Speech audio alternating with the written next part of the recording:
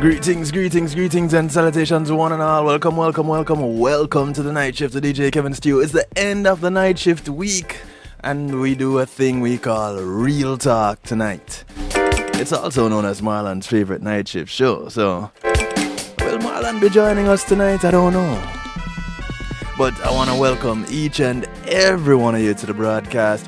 Big ups to those who are locked in on TuneIn Radio, the night shift to DJ Kevin Stew, those on NIE radios of New Jersey. Big ups to you, those on near and far. Of course, those who are locked in on kevinstew.com. So glad to have you. Couldn't do it without you. And the people on Facebook Live are coming on shortly. But big them up anyway. Kicking it off tonight with Brother D and Shirley MacLaine.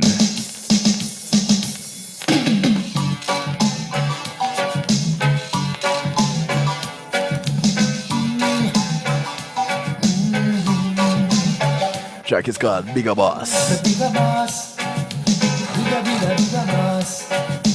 Woman, the bigger boss, bigger boss. Oh no, who was the first one in creation? Say, was it Eve or was it Adam? Let's go call the shots in the Garden of Eden.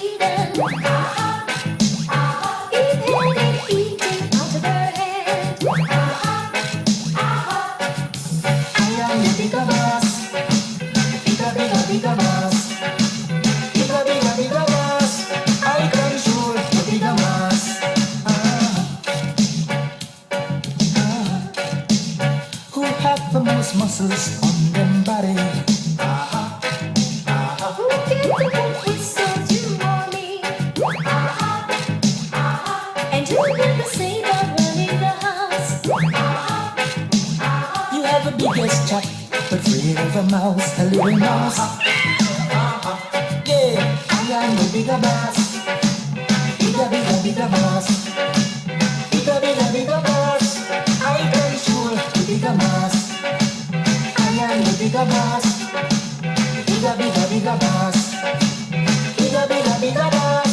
Yes, it's me, the bigger boss.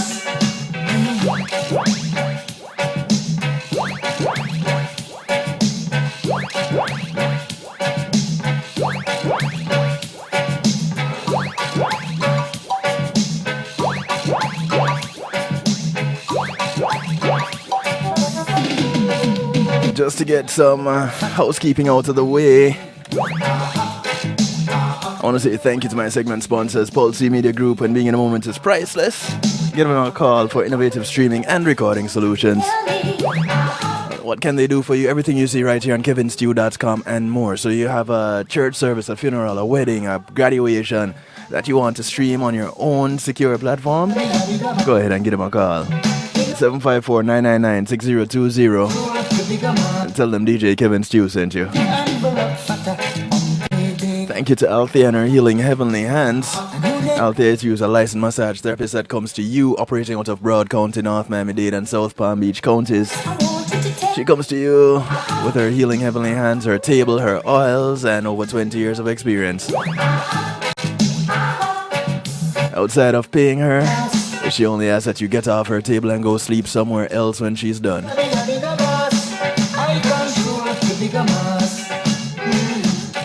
want to say thank you to Reggae Global Entertainment. Oh, by the way, the numbers to reach out there: 954-655-9000.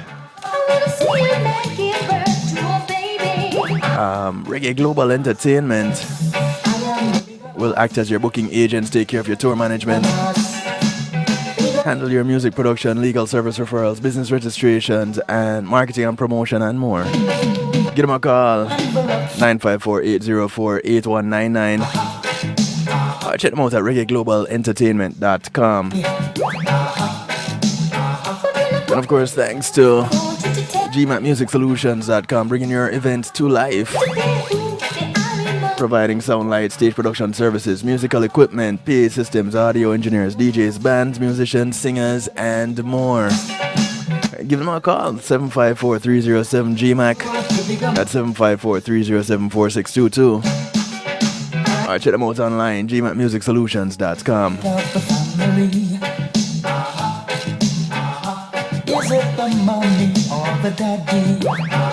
So it's Real Talk Wednesday. Now we're closing out the week with a rather interesting topic. Hey Joy, how are you? I want to say big ups to those who are locked in on Facebook Live.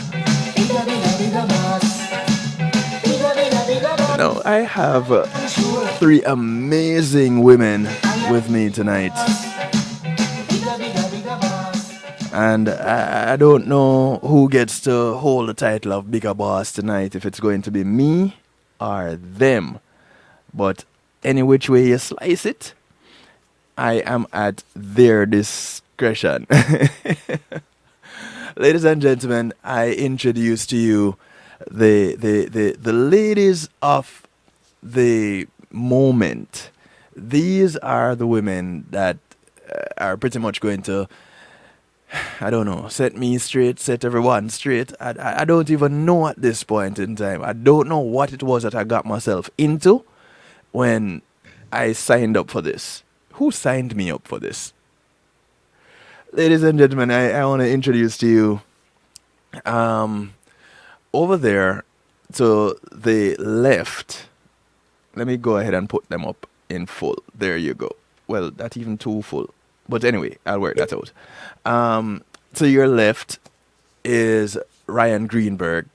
To the top right-hand side, that's Nicole McClure. And the bottom right-hand side is Dr. Keisha Gray. So I'll let them introduce themselves as I reposition this particular screen. Starting with Ryann. Hi, everybody. My name is Ryann Greenberg. I am a community advocate in Broward County. I have worked on lots of different issues regarding education, criminal justice, private prisons, anything that I see a need in a community that needs to be worked on, I've pretty much worked on it. And thank you, Ryann. And so it's good to have you for this, because this is something that needs a little bit of work. Next we'll have Nicole, who is no stranger to the night shift. I tell you, after one time, you're a family member. So, family member Nicole McClure, please introduce yourself, Nicole.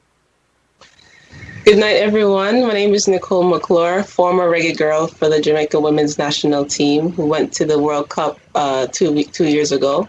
I interviewed with DJ Kevin Stew, leading to the World Cup time. So I guess I'm family now. And he got me out of bed to talk to you guys about this very, very important topic. And I'm very thrilled to be here. Thank you. I love how you say, I got you out of bed for this. You did? It takes a lot. I love it. And last but by no means least, Dr. Keisha Gray. Hi, so I am Dr. Keisha Gray, and I live in Broward County. I actually live in the city of Lauderhill here in Florida in the United States. I know we're broadcasting to several different countries. So, and I work in our community. I live and work in the city of Lauderhill. I work for the Children's Services Council of Broward, and I also serve as the president of the Jamaican Women of Florida organization as well. Okay. Now, thank you very much, ladies. Just so that you know, Keisha, I just got out of your community. I was with the Lauderhill Police Department earlier and the City Commission's office doing the Unity Walk through Lauderhill. Nice. Yeah, I was with them earlier. And I met the new Deputy Chief of Police, who will be my guest next month, the second Monday in next month. So something to look forward to. All right. All right, so now to the matter at hand. This whole issue of wage disparities and the gender bias that goes along with it. Now, first of all, is there really a, a disparity in wages between what men and women of working the same jobs, what they get? Is there really a disparity? And is this a real disparity? Let me see who wants to go first. Eeny, meeny, miny, mo, Ryan. Oh, of course you're going to pick me. I was just going to bring up, yes, I will go ahead and say for the group of us, there is wage disparity for sure. And Nicole can speak to that on how there's wage disparity with sports, especially. But coming from an education standpoint, our teachers, who are predominantly female, make basically at under actually a living wage, and can't support their family individually without a spouse. And it shouldn't be that way. You shouldn't get devalued just because of your gender. And as we saw with, what was it? Because I wasn't pay attention. I don't watch as much sports as I should, but it was the U.S. soccer women's team. There was also the recent, help me out, Nicole. The she's being quiet. The WNBA? No, you got it. No. I need your help. I forget that there was a male and female soccer teams, and one had a locker room and all stocked, and then the female was like hand-me-downs basically from the male workout room. It was during March Madness. Yeah, it was basketball time. Yeah. Thank you. That's what I was looking for. No, it's huge, and it's especially for women of color, Indigenous women. If I have it bad, I know my sisters also have it bad, and we need to do something about it for sure. It's a national and international issue. Women's work is considered, I feel, by society as being, the work women or men don't want to do, but it's a necessity. Nursing, teaching our next generation, women in sports, that we must support women in sports. It's so valuable. And even we had an issue in Florida where they were attacking trans women in sports. So, we need to support our women. We need to have equal pay for equal work, and it's enough already. I'm tired. I don't know about you, but I'm tired. Yeah, that's quite the start. And if you're tired, I'm pretty sure that there are others that share the same sentiment.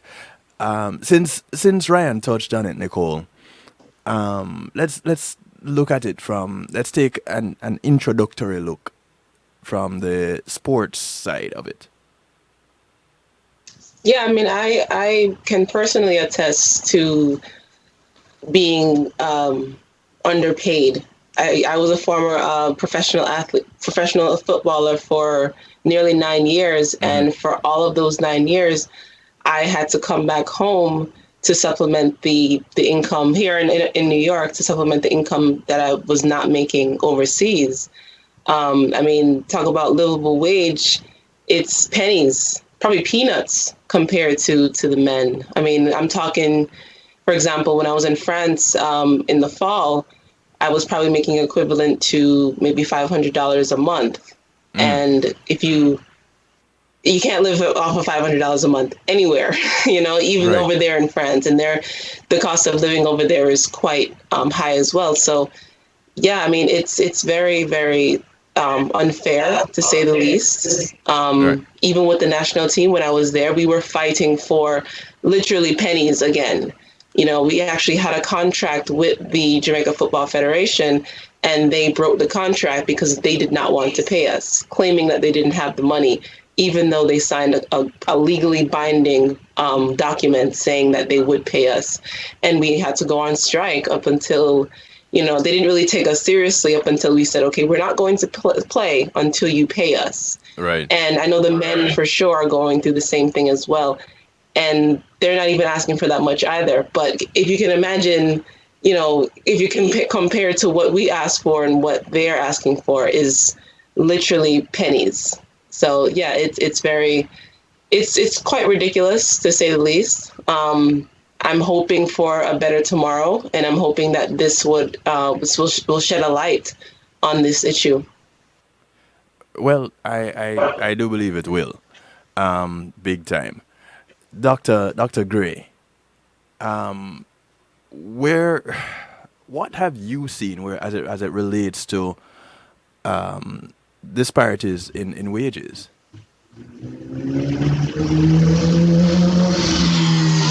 And fast cars. I think one of that's because I agree with my fellow panelists. Definitely women are significantly paid. They're paid significantly less than their male counterpart. And even when we look at data from the Census Bureau, we can see that women of all races, on average, just earn probably about 82 cents for every dollar that men raise, men of all other races. I've seen that. And so you can imagine, how much harder a woman has to make just to be able to, in many instances, feed her family. And, on the international landscape, you can think about women who are primarily, in many countries, the head of their households. Because typically when there's a single parent family, there is a woman at the head of that house. So this had severe implications, not just here locally for us, but on an international landscape. And I can speak specifically to Jamaica, where a lot of our women are the head of households, and they're raising not just one, but two children. And sometimes there's a blended family. And so, I am definitely an advocate where I think women should be paid more, and they should be paid equally, and should have access to things like not just a living wage. Because when we talk about the wage gap, oftentimes we don't talk about things like the access to family and medical leave. These are all included in this advocacy for equal pay for women. Right. Women have children, and as a result of having children, they need access to family and medical leave, and not just your typical 12 weeks off. And this is an entire package. So women are significantly paid less than their male counterpart. And if I want to specifically talk about women of color as a Black woman myself, and I know Ryann began to touch on that. As I was looking and getting ready for this, one of the things that I found that was interesting was that on average, women earn about $10,000 less than her male counterpart a year. So this is just, and this is an average between all the races. But when you look at women of color, Black women and Hispanic women fare worse. And so for Black women in particular, annually, they earn about $23,540 less than their male counterparts. And so you can imagine for a Black woman in the United States to earn that much less than her male counterpart, how much of an adverse effect that has on our children and our families that our Black women are raising. And I have to point out, that one of the things that's interesting with this is even when you look at women in general, Asian women actually earn far more than all other women. Including white women and including, and so that's interesting. And that brings to a whole nother conversation that I think you'd probably want to dig a little bit deeper into on another session, but this gender wage gap is real, and it's Yeah. something that our women are fighting for daily in our community. Yeah, I do see where it is real and it is kind of crazy. Um, with I when I was looking at the information, I saw where today it seems to be a little bit better than it was before. Um, Here it is, someone on Facebook Live is saying, I can tell you, in engineering, there's a huge wage gap. And this, here we go. This is a sorry, Joy, but here's a white woman saying there's a huge wage gap in engineering. So it makes me wonder if is it then that women are not as competent as men? They feel that they should not be paid as much. Is it that they feel that women can't handle the workload? Is it and I'm making sure let me make sure that everybody can see y'all faces as I make these statements because I'm seeing some faces made up over here.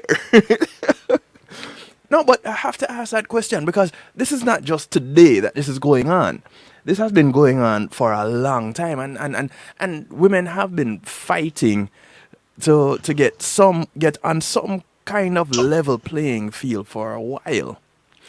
Um, Here it is. We have a few different areas being touched on and represented, and I'm sitting here and I'm looking at it, and I'm thinking to myself, here it is that you can go out and apply for the same job as any of these three women, and we all get the same job, and I would make what's that average $10,000 per year more than any of you. At least. Yes. I think it stems from, our society is more patriarchal, and the fact that people are kind of we've gravitated towards the nuclear family, mom, dad, children. And Okay. now there's moms, the head of household, like Dr. Gray said, and now that person needs to make more to be able to support their family. Right. It's just it's necessary, right? Right. So, we're moving away from that nuclear family, which that's a whole separate discussion.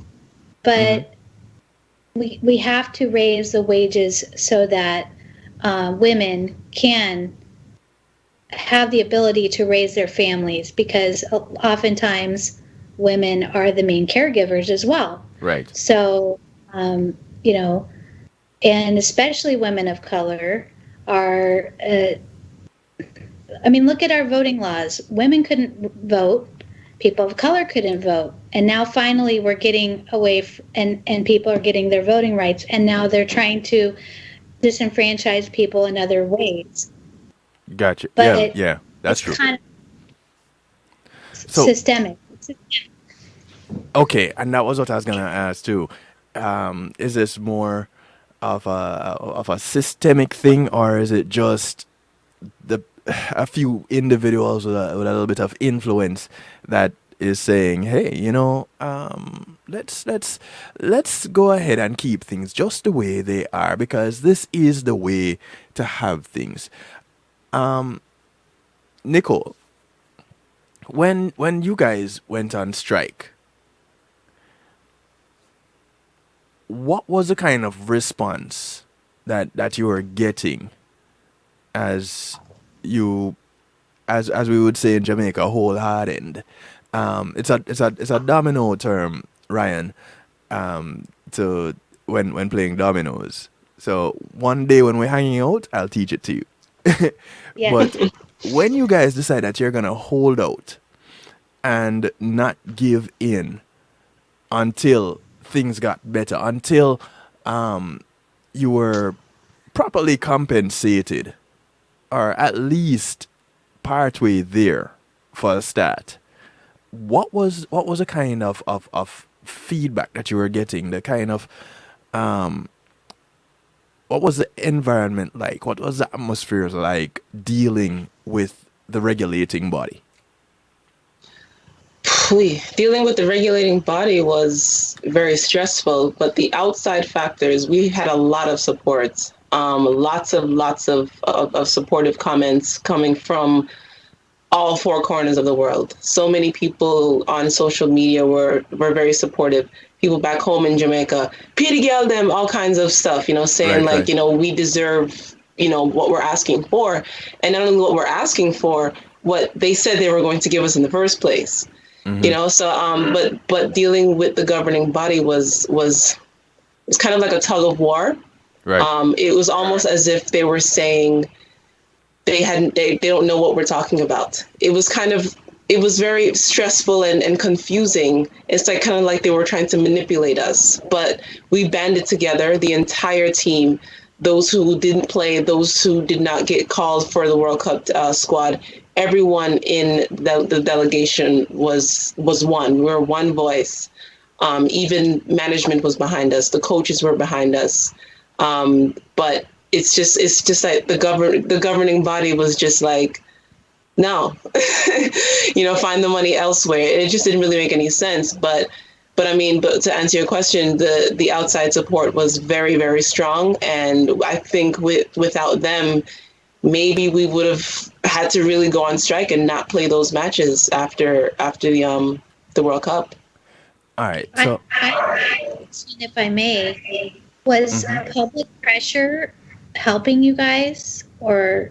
I think so, yes, because for myself personally, I was asked to do several interviews when I was playing I was in Ireland at the time, and several platforms were coming to me, approaching me, asking me, to give a quote or to have a conversation with them at the BBC, etc. right. And then, of course, when they publish their stuff, it goes viral, you know? Right. And not only me, my teammates as well were approached, and they quickly and happily obliged to speak on the topic.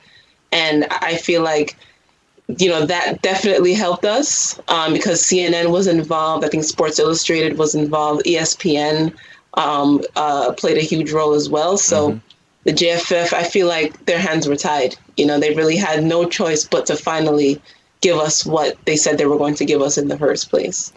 And it's really sad, to be honest, because why sign a contract? Why go through all of that when you're not going to hold your end of the bargain?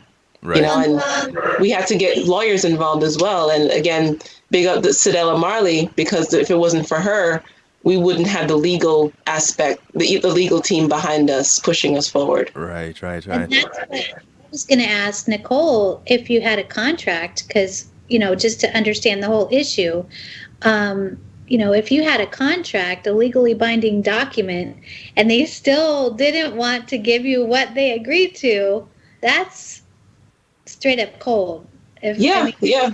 We were ready to go into litigation. I mean, we spoke to quite a few lawyers, and then Cedella Marley's camp stepped in and said, listen, we have it covered. Don't worry about the legal fees. We have everything. The JFF needs to do their part now.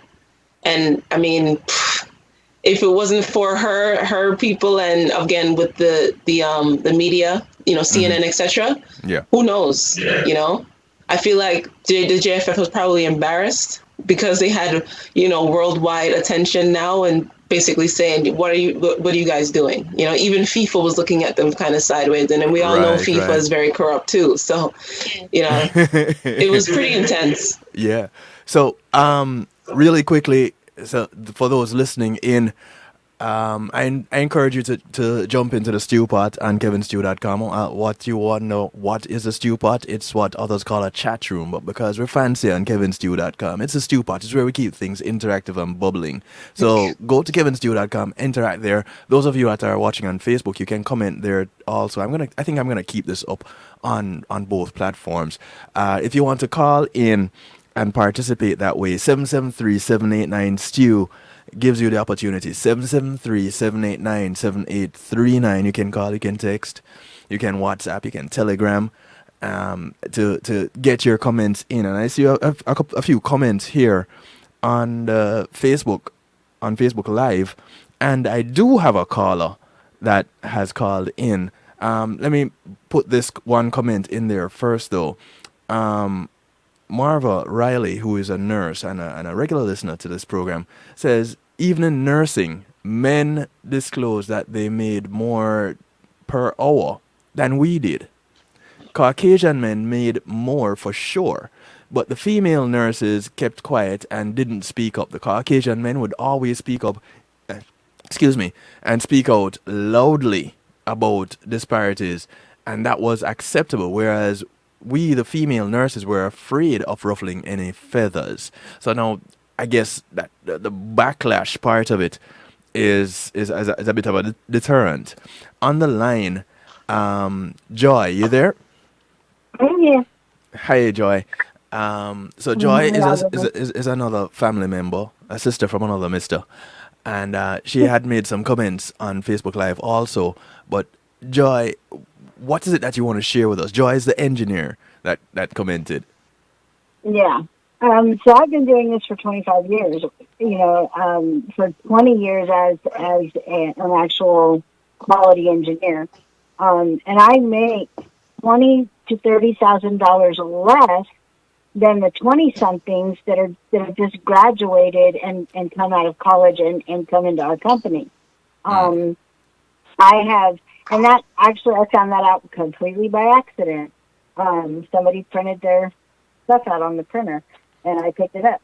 And I looked at it, and I was like, oh, this isn't mine. And then I looked at what he was getting, and then I thought about what I'm getting, and I've been doing this since before he was born. Mm-hmm. He's 23 years old, just graduated, with a degree, and is doing basically the same job I'm doing, just for a different product line. And the thing is that product line makes less than the two product lines that I work for. And I'm making, I figured it out to where I was making $28,000 annually less than him. And I've been doing this longer. But here's where the problem comes in. At least in my field, I can't speak on anybody else's, but I can for mine. Mm-hmm. I'm very passionate about what I do, and my emotion pours out into my work. You can tell. Right. When you speak to me concerning my job, I'm very emotional and I'm very, very passionate. My passion is seen as arrogance. Therefore, I am a problem that nobody wants to deal with. Whereas a man standing next to me can have the exact same passion for the exact same thing, and his passion is celebrated and looked at as being, it's looked at as being, it's showing machismo.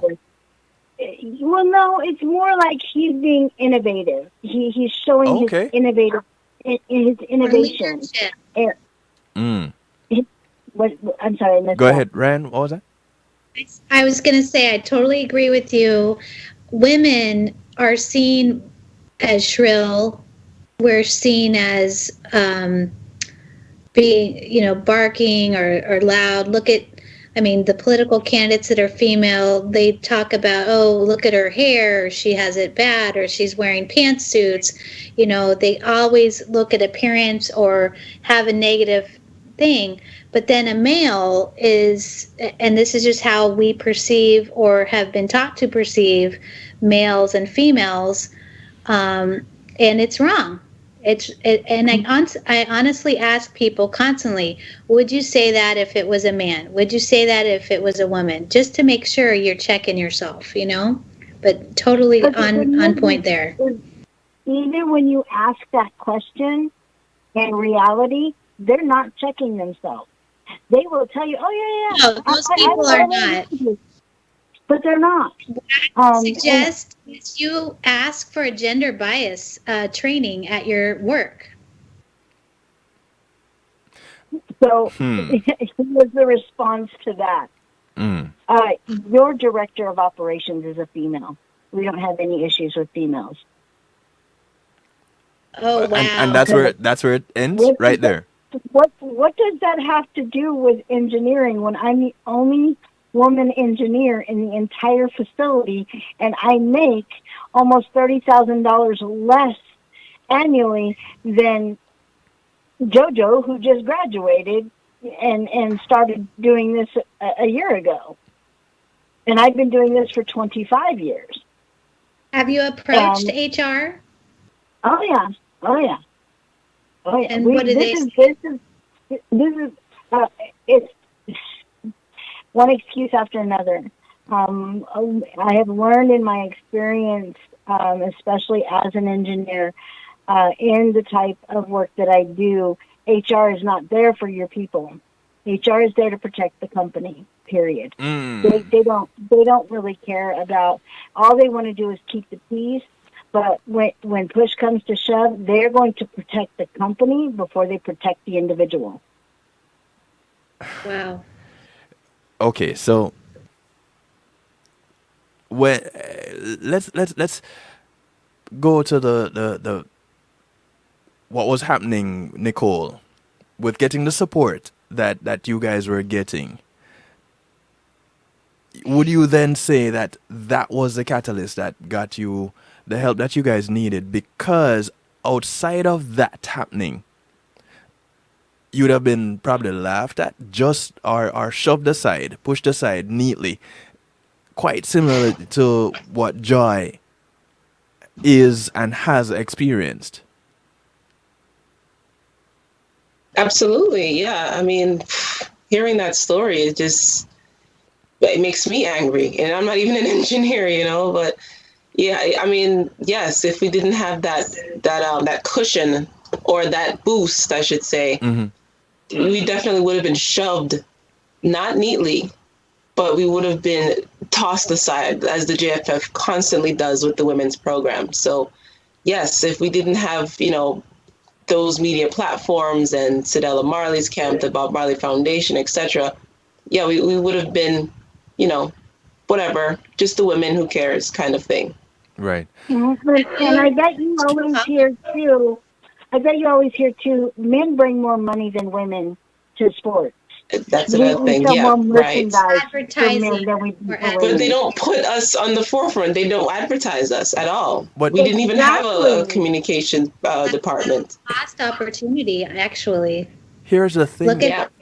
at the U.S. soccer team females are getting into getting the recognition they deserve. I was just going to ask the caller, based off of Nicole's experience with getting public support, have you thought about doing a campaign to pressure the company to have equal pay or equal pay? So that's actually a great idea. However, this isn't the only company I've experienced this with. I experienced this with a Fortune 500 company that makes billions of dollars a year, making one of the leading products that companies like Intel have to have in order to create their products. And I was treated the same way. It is engineering itself is considered a man's world, and women get pushed to the side. And it doesn't matter our ideas. It doesn't matter what we come up with. It doesn't matter how many issues we fix that save the company millions upon millions of dollars in the product that they're building. That does not matter. What matters is when we are approached with something and we respond in a very passionate, very emotional way. I even had one boss at my last company tell me, pull me to the side and ask me if it was my time of the month because I was so emotional.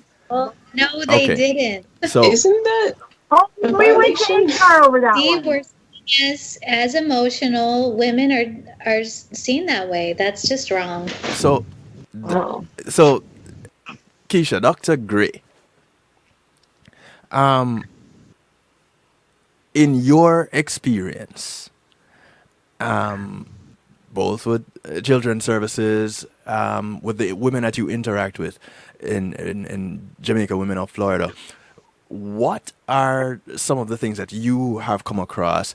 What are some of the outlandish stories that you probably have heard? Because clearly, it's here is Joy. Joy is clear on the other side of the country. Joy is over in Oregon.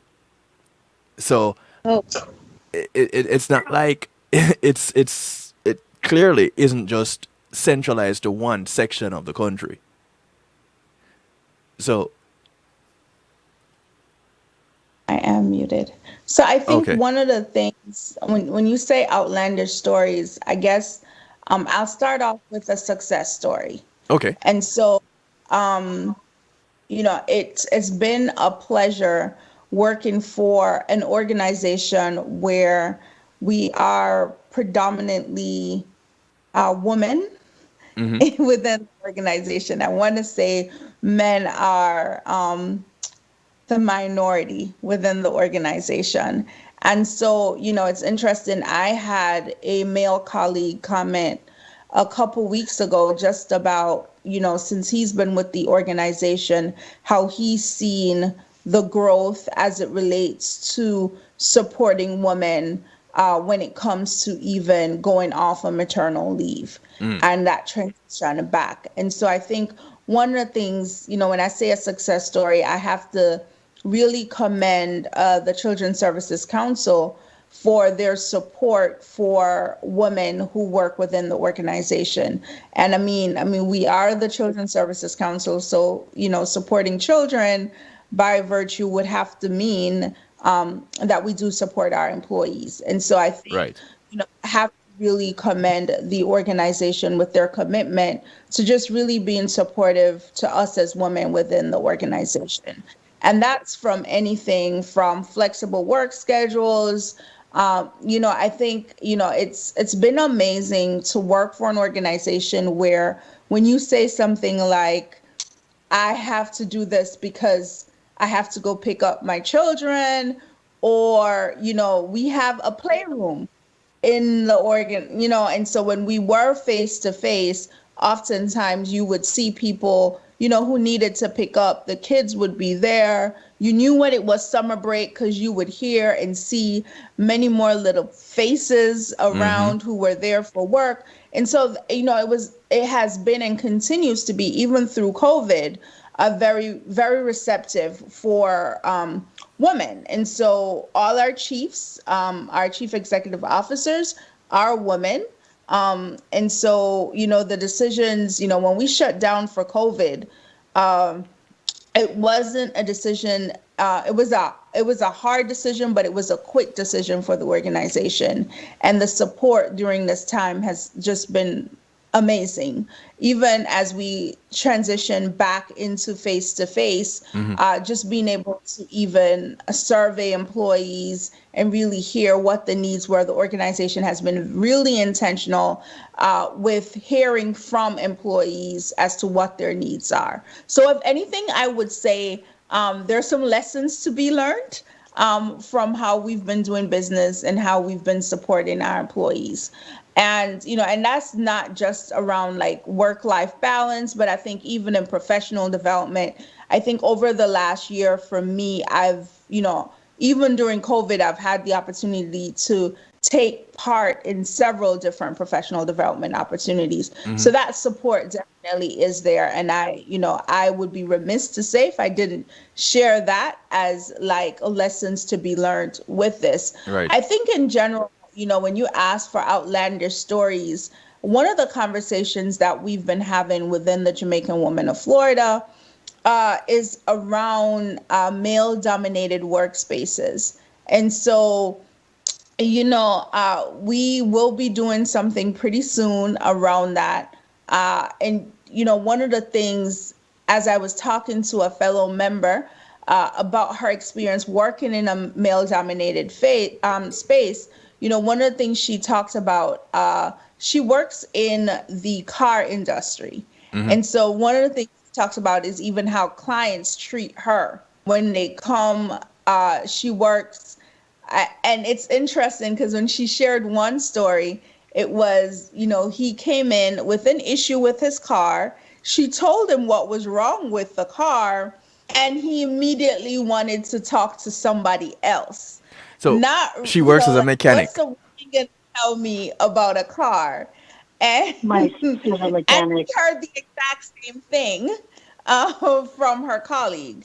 And Right. so, when you talk about the wage gap, and I think it's really centered in some societal and structural sexist ideals that I think as a community, as a nation, as a world, we hold true and dear to. And hopefully one day that's why we have to do this work. That's why we have to have these conversations, so we can get the message out there, so people understand. And let's not even we've already touched on racism and how it impacts when we begin to talk about the wage gap. Mm-hmm. And so, I think this is a very good conversation. It's a conversation that we need to have. I think, providing those solutions, like the examples I gave from the Children's Services Council, are things that I think other organizations can look at as they begin to look at to address wage disparities because it's not just about, okay, I'm going to pay you 30,000. I'm going to pay a man $30,000. That's not just what the wage gap is about. There's so much more that goes with that. And so, let's look into those conversations and begin to implement some of those solutions within our organizations. So I guess maybe it is that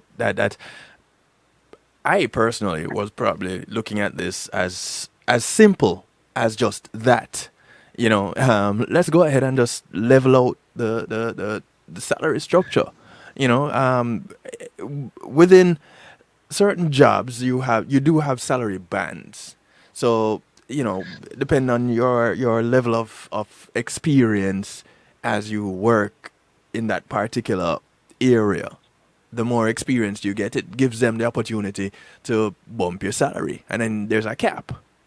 So what we're saying here is that it's not a case of within the salary band you find men getting the higher end and women getting the lower end. What we're basically saying here is it's outside of even the realm of the band.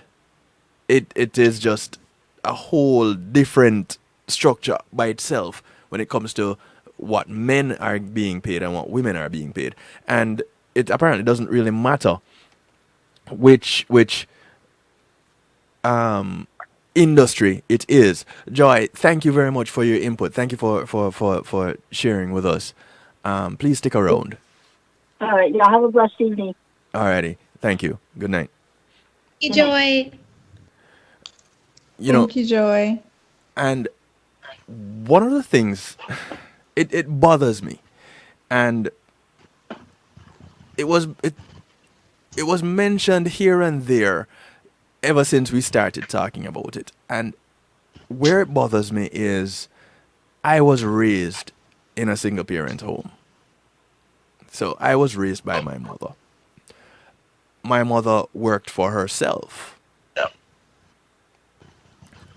So it's not that anybody was coming to pay her, and it wasn't what she said, this is what I need to be paid.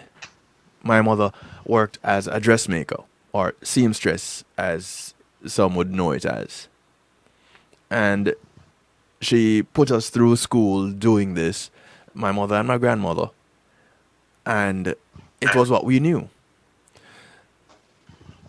When I think about an industry like that, you have your dressmakers, you have your tailors.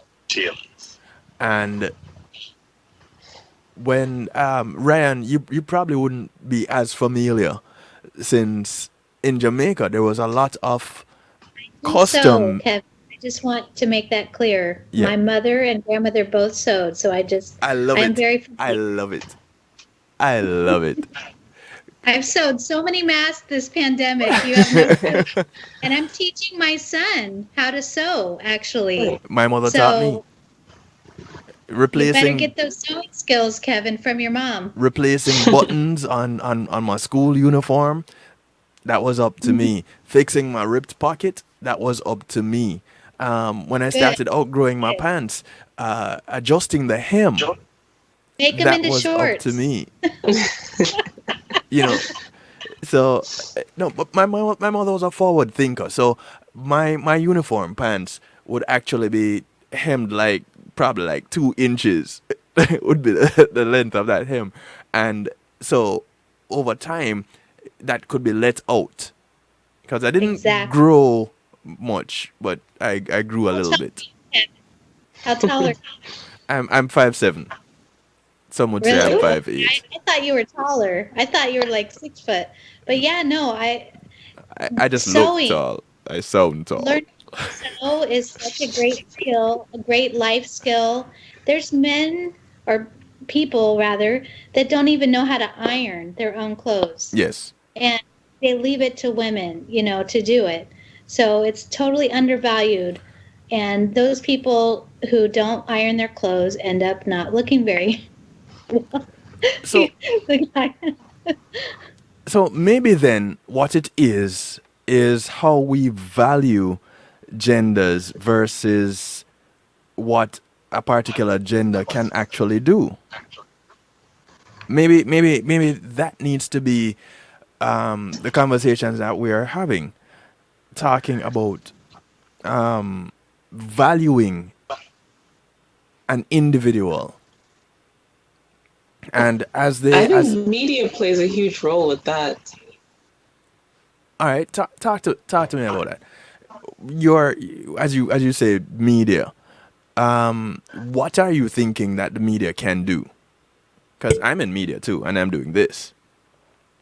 Right, yeah, but I would say on a broader spectrum, like how we touched on earlier, we're saying that this society is very patriarchal. And I feel like because the media says so, that's why society is the way that it is. Right. If media were to spin it or flip it or even just shed some light on the other side, we maybe the masses will buy into it, because like you, Kevin Stu, I grew up in a single parent household as well. My mother had several jobs growing up and put me and my brother through school. So Right. I know nothing about. All I know was about strong women. My mom worked several jobs. My grandmother was she was also a seamstress, making wedding dresses, etc. My aunt, an accountant. My cousin Cheryl, like several strong women in my family, Right. raising children on their own.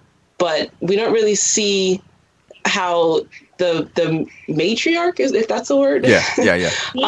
Is right. Like we don't really see how the mother or how the woman, the head of the household, is a woman, because I feel like media kind of just focuses on the man bringing in the bacon and the mother cooking the bacon.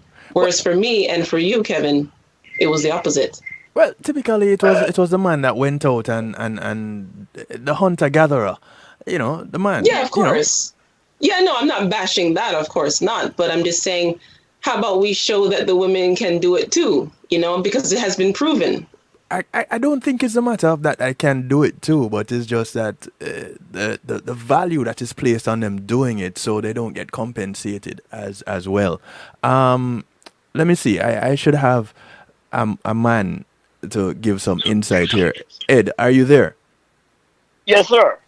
All right. So, international recording artist Ed Robinson on the line with us to give a little bit of a peek into the entertainment industry side, because I think there too we may be able to get a little bit more insight into what is going on when we end up with this disparity. Ed, You've been in entertainment probably longer than I've been alive. No, you're not that old. Well, welcome to the broadcast, first of all. Give thanks, Virgin. Give thanks. Um, Thanks for having me. Huh? yeah, say good night to Ryan, Nicole, and Dr. Keisha. Hi, everybody. How y'all doing? Hi, Ed. All right. Hi, how are you? So, I'm good. I'm good. Really I'm good. Kevin, I'm sorry, Ed. I just Huh? got a text from my husband. He's watching. yes. I have to give my husband props that he does a lot of cooking around the house. So we spread the wealth in our household. I just want to make that clear before you move forward with Ed. I'm sorry, Ed. Okay. I'm getting a text from him. All right. Big ups to your husband. Yes. So, Ed, Yes, sir. in the entertainment industry, what we have been talking about tonight, we have seen here where we've heard about it in the engineering industry, we've heard about it in the sports industry, we are aware of it in education with teaching, we heard about it from a nurse. Fortunately for Dr. Gray in the Children's Services Council, and of course the Jamaican women of Florida, it's women dominated. So there isn't that much to compare for her, but in the music industry, it's pretty much male dominated, pretty much like sports. Where have you seen where there has been that kind of disparity, whereas an entertainer performs at an event and says, okay, here's the headliner, but as a female headliner, they're getting less than what a male headliner would get. In my genre, which is reggae music, I have never heard of a female getting more than a male in this genre. To be honest with you, Right. I've never heard, like, for example, I am on a show, or Bob Marley's on a show, and there's a female, performer that's getting more than him. I've never really heard of that, but I don't think it's a issue with any male reggae performer that would have an issue with a lady getting more pay than him. I don't know if because normally in this industry, in the reggae industry, I don't know much about the other industry, to be Right. honest with you, the pay grade, but we don't really know how much each other is getting. I mean, I have brethren, close brethren, that me and him performing on the same show, traveling on the same plane, taking the same limo to the show, Right. and I don't know how much him is getting, and he don't know how much I'm getting. Right. You know, Right. Right. that's a guarded secret when it comes to reggae performers. So I'm not sure about a lady's pay or a female pay. I don't know anything about what they're getting, but I mean, I don't think I remember hearing a lady complaining publicly. They might complain to each other, yes, how much one is getting. I think more in the reggae industry, my brother, female more give female a hard time if them know that one female is getting more money than the next one, especially when them really think that, I am bigger, I have more hit song, and if that artist had just come into the business and she hot, Right. then we have a problem with that. Yeah, but it's more like amongst themselves. I don't think us as male, we really don't care if a female getting more than me. As long as I'm getting what I ask What you for, ask and what for. my management, when my management asks for X amount, and if I get X minus Y amount, then we're gonna have a problem. You know what I'm saying? We definitely have a problem. Someone's not gonna show up at that show. As You know what I'm saying? I never heard of that. To be honest with you, I never heard of that in the reggae industry. Maybe it's there, don't get me wrong, I don't know. Yeah. But I've never heard of it or experienced anybody complaining about, a female getting more than them. Because we honestly don't know how much each other is getting. Right, That's right. a guarded secret when it comes to reggae music. when it comes to hiring supporting vocals, Mhm. is it a standard for whether they're male or female? No. I don't think there's a standard. People ask for what they think they deserve, or what they think the promoter can afford, or what they think the artist backup can afford. the artist himself that need the backup can afford. So, for example, if I'm going to do a show and I hire 3 backup singers, and I said, all right, I want 2 because I cannot afford 3 for this show. Yeah. Right. Sometimes a singer might say, all right, I'll work for X. I normally work for XYZ, but I'll work for X because, you say you cannot afford. And I really want to come to the show. I really want to hit the road. I really want to hit the tour. You know what I mean? And it doesn't So, really matter if they're male or female. It's just not the negotiation. Right. Not to me or the people that I know. Got you. Maybe other people have that problem. Yeah, because you know how these problems are normally personal when it comes to this industry. Right. It's a very personal thing. Like, for example, if a female singer is out there for a long time, and you're not cool, she probably will work for you for less than what she would work for Bob Marley, because Bob Marley is out there a long time, and if she get on stage with Bob Marley, nobody can pay for that exposure. for that PR. Yeah. For that exposure. There you go. That's right. What I'm looking for. You know what I mean? Nobody can pay for that kind of exposure. Sometimes people will do it for free. Gotcha. I tour with a well-known artist for free as a drummer.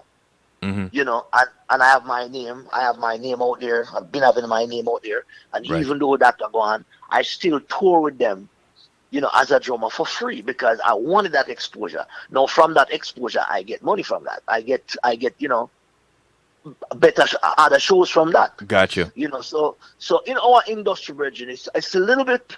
It's probably a major difference in like the nursing or the medical profession or even the law profession.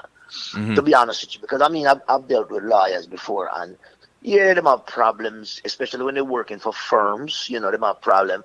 A guy who come into the firm, a male who come into the firm, maybe a month after them. Yes.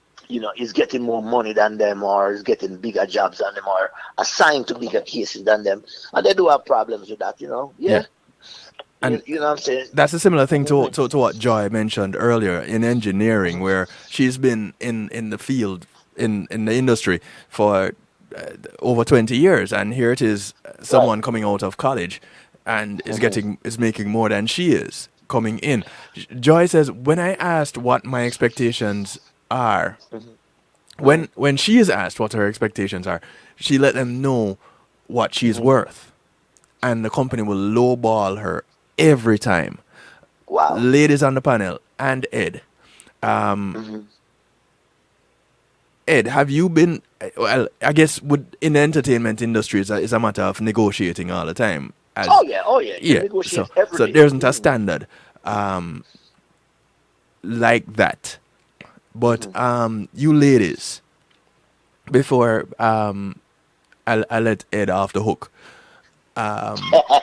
just to make sure that I have some testosterone with me. You ladies, do you get lowballed? We see, Nicole, we saw where you guys, the Reggae Girlz, got lowballed off the bat and had to protest. Is it do you think it is a regular thing for women to just get lowballed all the time? You think it's a okay, you walk in to the room to negotiate and you go in with the expectation that there's going to be a negotiation, but you're going to be severely lowballed. Is that what you go into the negotiation with? Dr. Keisha, you haven't been negotiating much with men, so I don't know what you're going to give us with this one. You're gonna have to refer to a friend. Use a lifeline or phone a friend or something. But Ryann, if I can just chime in here, I think the arts are undervalued as a whole, especially music. I know we see in actors, the female actress is underpaid, but we've compared heard to their them male complain. counterpart. Yes. As far as just music, I think they kind of we a person's a musician because they love music, right? Right, right. So want to be out Hmm. there playing, similar to an actor wants to act. So there's that kind of give and take where, okay, I really want to get this gig, but I also want to get paid for it, you know. So there's Right. that dynamic. But I mean, I would assume that pay disparity is also there in music. Maybe Ed doesn't see it because he's um, not just because he's a male, but because he hasn't been approached. Women will suffer in silence a lot of times. Mm. Let me interject here. To be Y- honest with you, I think that's the problem too. That's the biggest problem. I don't know. Don't get me wrong. I don't know about it in other profession, but I know in my profession because I experience it even as an artist. I think one of the biggest problem with this thing is there's a thing in this industry called getting my foot in the door, Okay. Right. right? Right, because everybody wants to get into onto that fame platform, right? Mm-hmm. Every artist I meet, the fame is more important to them than even them learning to do more things in this business, right? And people, every artist you meet wants to run into the industry. They totally forget about the business of music. They want to run into the industry. So a lot of people will run in there and go, listen, for me to get on that 10th floor, I am on the second floor right now. I want to get to that 10th floor. So I want to bypass all the floors in the middle. So they're going there for cheap. I mean, if you listen to if you listen to the stories from the Puff Daddies and all of them, they'll go work for the big record companies for little and nothing. So if they're doing it and they're good at what they do, they're good at their craft, and the record Mm-hmm. company, Ed? yeah, Did we can you lose hear him? me? Okay. Yeah. And the record company does what? They're good at their craft, and the record company does what? Yeah, the record company can get you to work for little and nothing because you want to get in on that ground floor. You want to get your foot wet or whatever. Right. That is the problem with why most managers think in order for you to come in from the ground level up to the 10th floor into the industry, they will low. I don't know if you can really blame them because if you desperately want to get in there that bad, like I said, I'm not speaking for the lawyer profession and the nurses and the doctor thing. I don't know nothing about that, Right. right? I'm talking about us as musicians and singers and artists and producers. Right. Right. Once once you can get into that top level, a lot of us, to be honest with you, you know what? I don't want to say us because there's no way I would even think about doing that because I was But even raised like that. I'm too ragamuffin for that foolishness, but So, but then again, Ed, you are known in the industry in several countries. You are known, no, right? even though you So have your little fame or whatever, my brother, they will try to shortchange you because I guess it's just the problem and the issue and the normal thing for every negotiator. Everybody who negotiating with you to come in and work or come in and go do a project, they're gonna throw some low numbers at you. So it's up to okay, you for just decide. I'm not doing that, man. You know what I mean? So I don't I know. think all right. So oh, so. I Can I go ahead. interject for a second there? Go I ahead. think Go one of ahead. the things, as Ed is talking, and he's making references, I challenge us to think about, Hmm. especially our culture. And I'm going to censor it in Jamaica for a little. Hmm. Just because, growing up, and really looking back and thinking about what life was like in Jamaica, and Right. just as part of our culture, it just said, sometimes you have to suffer through it. I think for Right. a long time, women in Jamaica have suffered through it. So if you look Hmm. in Jamaica now, I'm looking, there's a national policy for gender pay equality. And so, if the issue doesn't exist within Hmm. our culture and within our island, I don't think the government would have started the policy. and when we began to talk about this, I look at the music industry, and I remember going up and seeing female artists and just remembering and hearing them talk about some of their experiences. Um, Mm-hmm. and they would be on the radio, they talk about it. The Mm-hmm. disparity does exist, but I Yes, it think a does. lot Yes, of it does. Mm-hmm. just like here, there is that intersection of I need to put food on the table for my family and I need to Right. do this. And so, therefore, there are some sacrifices that women have continued to make, even in the music industry. The example I'll give, so we can give, just to think about how we've watched some of our women in the industry. Mm-hmm. Many of them are no longer on the island. Mm-hmm. And and I don't want to speak for them. I don't know why, but I do know access to opportunities are oftentimes historically why we see a lot of our women even leaving the island to go to greener pastures, Right. because somebody they have an opportunity to earn more for with their craft. And so, I think the problem does exist on the island, whether or not we want to talk about it in the open. But I Mm-hmm. would be remiss if I didn't say we know for a fact that the disparity exists, even in the entertainment industry.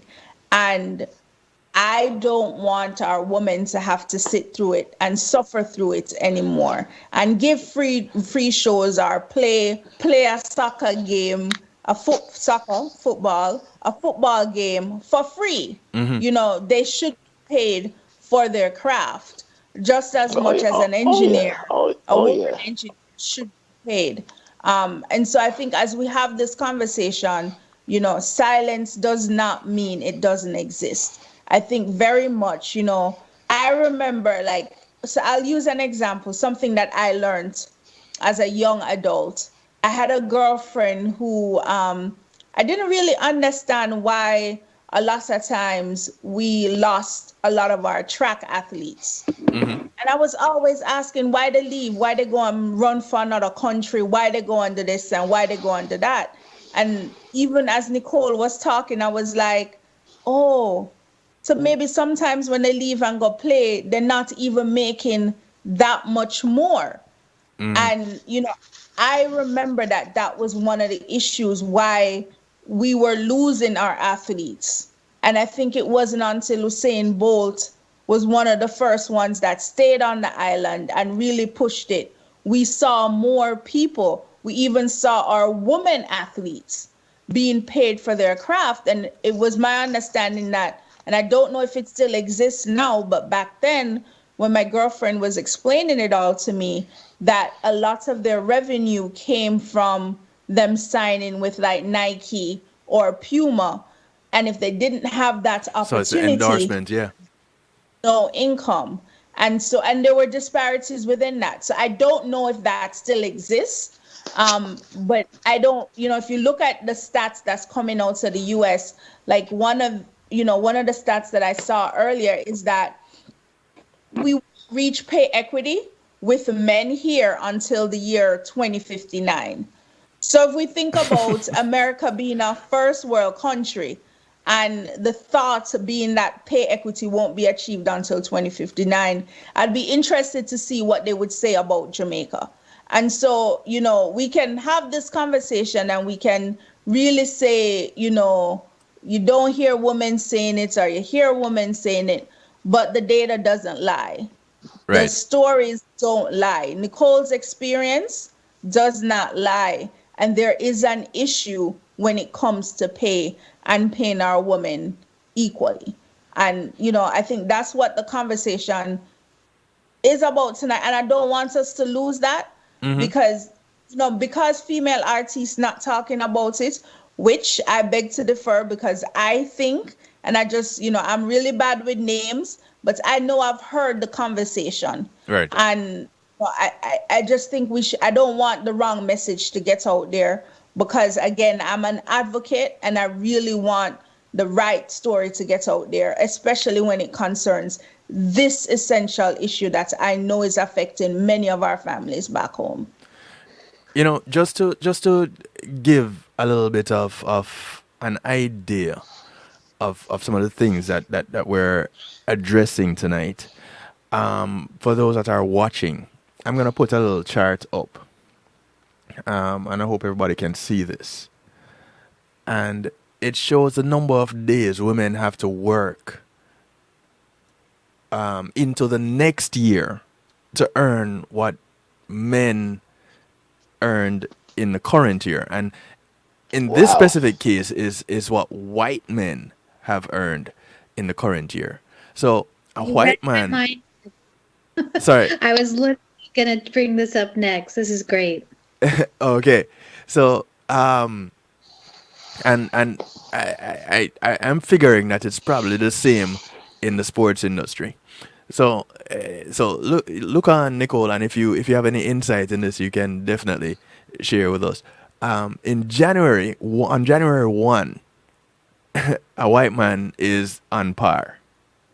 67 days later, an Asian woman would have made what that white man made in the previous year. That's in March. 98 days into the year, white women will make what that white man made the previous year. 214 days into the year, so sometime down in August, a black woman would make what the white man made the previous year. And we're playing catch up now. And somewhere down in October, a Latin American or a Latina woman Tina. would make, so 293 days later, sometime down in October, this woman will catch up to what that man made the previous year. So almost a year later, it would be that woman who would catch up. This is the kind of disparity that we're looking at, just to put things into perspective for everyone.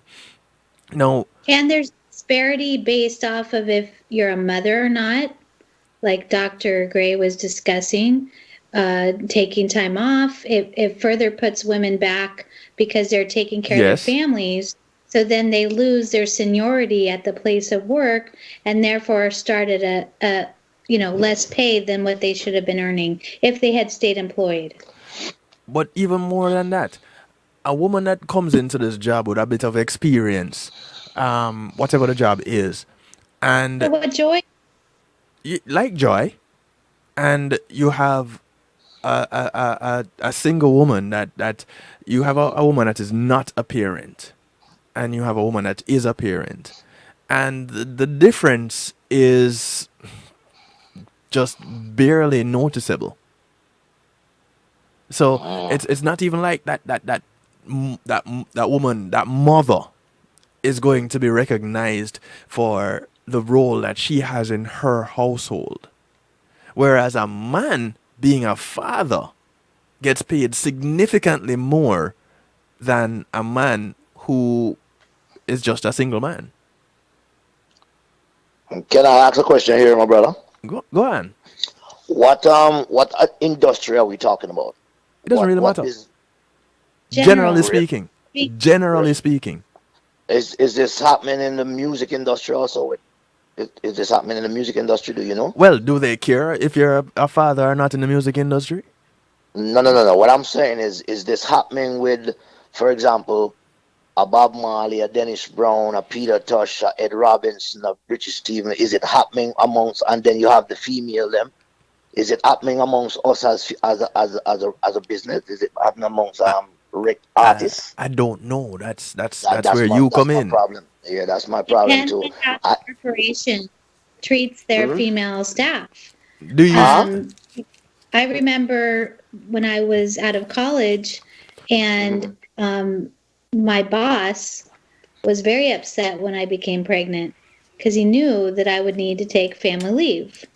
and he would need to fend for himself. I was an administrative assistant for vice president, and you know, it I was literally growing up at my desk with morning sickness. Sorry to be a little bit descriptive there, No, that's but fine. he was Okay, it's mad okay. that I was doing that, but I couldn't help it. That's what comes along with being It comes with the pregnant. territory, yes. So yeah, definitely. There's when you become a mother or become pregnant in any group, whether it's being in music, if you're sick, you can't go to a gig, you know, because you have morning sickness, and that's just part of being a mother. Hmm. I understand all of that, but I'm saying though, if you isn't there some kind of clause in your contract as a work as a worker in that specific industry you're talking about, all right? Isn't there some kind of contract that if you get pregnant or whatever, you still get your regular money?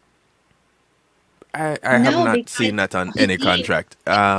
You ladies, in Nicole in sports, Dr. Keisha, in any of the industries that you have ever graced, I know I haven't seen it.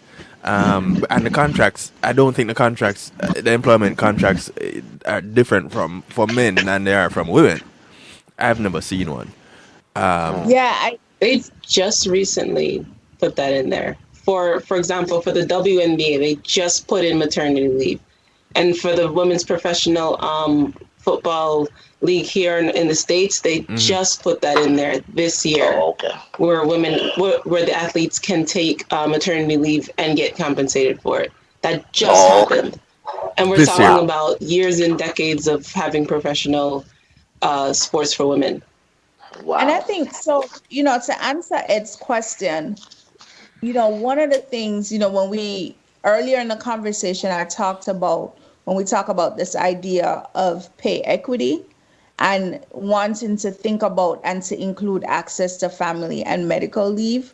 I think even in the music industry for our artists, women artists, I mean, they have the same needs as other women. And so, while I do understand that, being in the entertainment industries, almost, thinking about like being an entrepreneur, because that is essentially what a lot of our entertainers are. Yes. However, I still think, as an industry and as a society, this access to family and medical leave, is something that becomes a public interest and something that the public needs to be interested in. So if as an entrepreneur, I don't have access to that, what does my access to like how can I get insurance?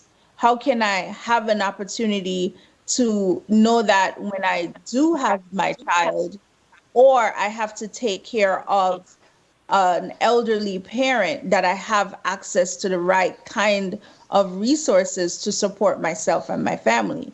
And so I think about even Jamaica and just being able to have access to health care, good health care for women.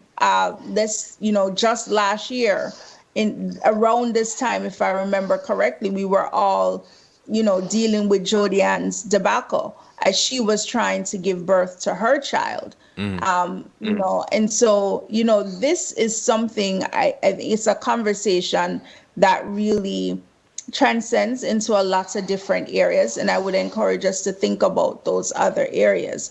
So it's not just, it's not an open and shut book, as it's a larger conversation for us to have around access to family and medical care and leave for our women, as we push forward for pay equity. Let me Dr.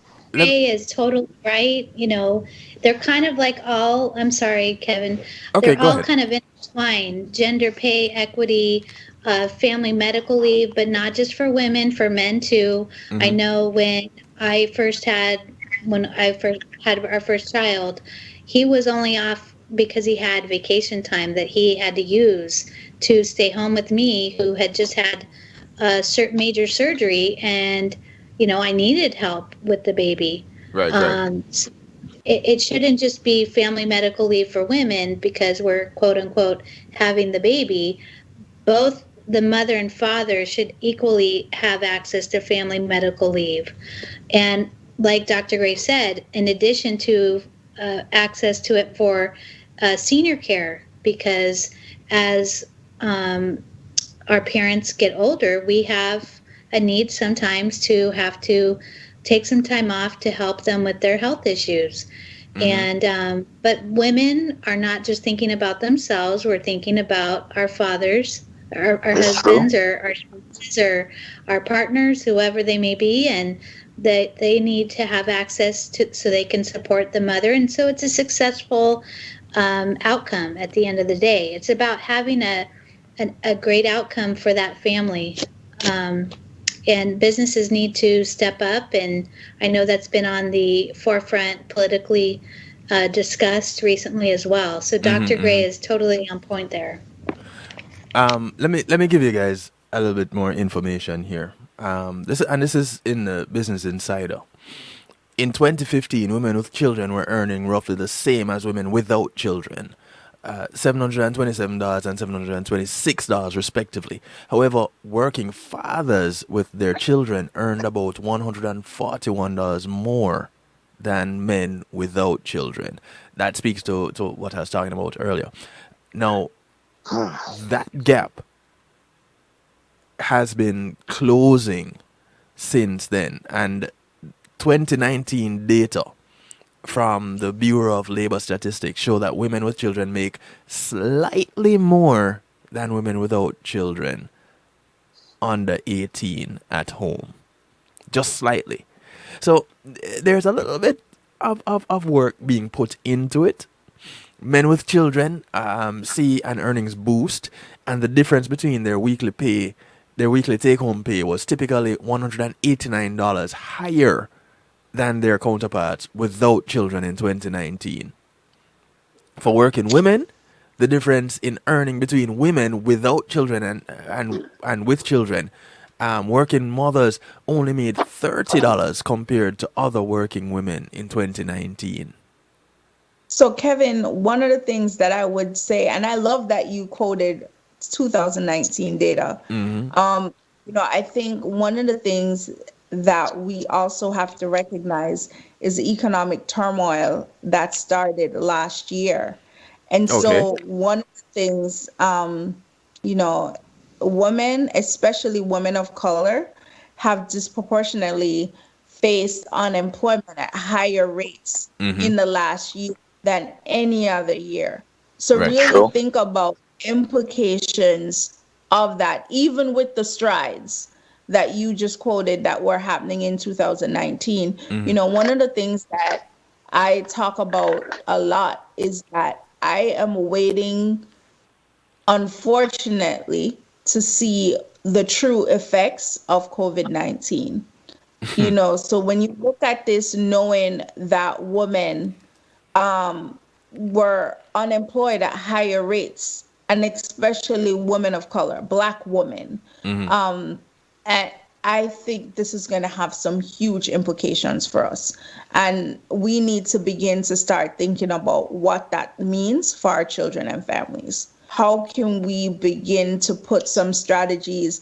And I think the government, it's funny. I saw this meme in my high school group chat the other day. Somebody posted it where when the stimulus payments started coming out here, somebody posted, well, what about Jamaica? What's the Jamaican government gonna do? Mm-hmm. And it was thought provoking. Um, it was thought provoking Don't get Ed because, started. and I really think about the issues that are in Jamaica. I Yeah. can only begin to imagine the true effects of COVID-19 on the island. We're seeing it now ravaging with the death rates. Women are being infected at higher rates no, I'm sorry, men are being infected at higher rates than women on the island. However, more, no, women are being infected at higher rates, but more men are actually recovering than women. And so just think about the long term effects on the island if more of our women, where we know a lot of our households in Jamaica Are run by are women. led by women. What are those implications? Lisa Wow. Hanna was on the Jamaican Women of Florida. We had her on for our conference the other day. And one of the things she talked about was a need for equity as it related to women farmers. Mm, And she saw that even more important now in during COVID, because a lot of our farmers lost their crop or weren't able to even farm, which is a lot of the livelihood. You talked about your aunts and mom being seamstresses. I am from a family of farmers. And so my mm, grandmother, rest her soul, a year now, that was how she made her livelihood, right. was through farming. And so if we begin to talk about pay equity, one of the things Lisa spoke about was the need to provide ta- water tanks for her farmers, and Mm, her being really intentional in making sure women farmers had access to water tanks. Because again, when we talk about this idea of pay equity, we have to think about those other industries, and it's strategies like that. But again, I encourage us, it's not simple as if you get 10 tanks, you give 5 to 5 men and you give 5 to 5 women, because women farmers have forever had the shorter end of the stick. So how do we bring them up to the access that men farmers have had as well? So, it's just some thought provoking things for us to think about as we talk about this idea of pay equity. and that now, as we're gonna wrap up, leads me to the question: how do we get to a place of balance? And I know it can we can take a whole nother broadcast and explain the difference between equity and equality. Um, but how do we move from the place where we're at, where we're discussing the whole idea of equity, to moving into implementing ideas of equity? Um, Nicole, I want to start with you in the sports industry. Um, what do you think can be done there? You're coaching, you are bringing young people into this industry. So what they're gonna have to go through. You've played the sport in numerous countries and represented Jamaica on the highest platform ever for football. So what do you think we can do? Boy, I think having conversations like this is a very good start. Mm-hmm. But I feel like the powers that be, they have the the ability to end it, to turn a new leaf, to turn a new chapter, turn a new page, whatever analogy you want to use. I feel like the people up top, Mm-hmm. they have the answer to that. We can only voice our opinion and express our feelings and our experiences. But if those guys at the top are not truly making an effort, all of our voices and all of our experiences and all of our efforts are being made in vain. Mm. Real Ryan. talk. Let me interject here. To Yeah. be honest, um, you'll forever hear about the people up top. You'll forever hear about the people up top. The people up top is probably 2% of the massive in terms of us as workers, us as regular people who's going to do the job and get the job done. Mm-hmm. There will be nothing, absolutely nothing without us, right? As workers. Right. Truth is, I think the solution to the problem need to start with us down here, not the guy upstairs. Because the truth is, If all of us get together and say we're not going in there to work for $1,000 a week, nobody is going in there and take that job. And then you have some little guy or some little girls around the corner who just want a job so much because them have them mother for mine, them have them sister to take care of, them have everybody in the world to take care of but Mm-hmm. themselves and us, right? Problem is when you have people like me and you that will run in there and go like, oh, she don't want the $1,000 a week. I will take 700. Right. That's where the problem is, to be honest with you, because there are people that's going in there and lowballing themselves just to get a job, just to have a job.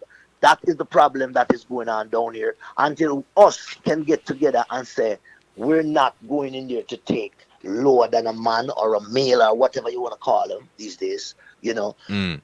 it will not be done. The problem will not be solved. So the So guy upstairs is a negotiator. He's going to negotiate with you to the smallest thing that he can pay you. right. You can't knock him over the head.